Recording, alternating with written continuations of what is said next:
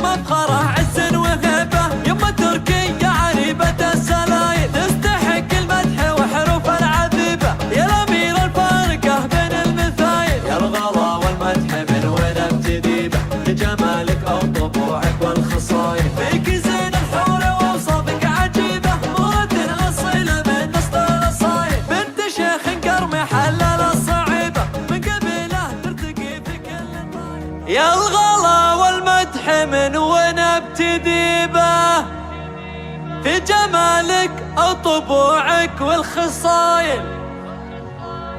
فيك زين الحور واوصافك عجيبه، مهرة أصيلة من نسل الأصايل،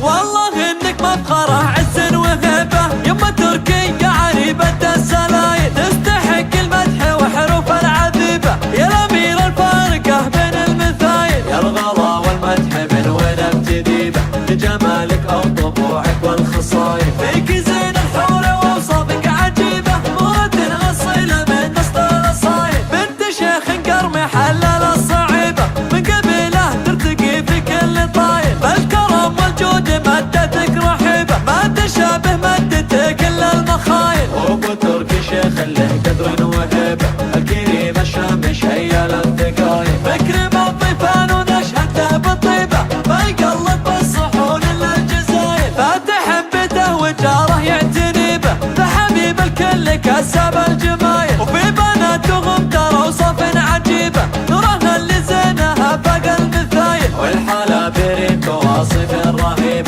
والدلع من الجمال هواي، فيك زين الحور واوصافك عجيبة، مرد اصيلة من نسل الاصايل، والله انك مفخرة عز وهبة، يما تركيا عريبة السلايل تستحق المدح وحروف العذيبة، يا الامير الفارقة بين المثايل، يا الغلا والمدح من وين ابتدي به، لجمالك او طبوعك والخصايل، فيك زين الحور واوصافك عجيبة، مرد اصيلة من نسل الاصايل، بنت شيخ قرمي حلل الصعيبة، من قبيله ترتقي في كل طايل، بالكرم والجود مدتك رحيبة، ما تشابه مدتك الا المخايل، وابو تركي شيخ له قدر وهبة، الكريم الشام شيل الثقايل، فكر بالطيفان ونشهده بالطيبة، ما يقلب بالصحون الا الجزايل، فاتح بيته وجاره يعتني به، فحبيب الكل كسب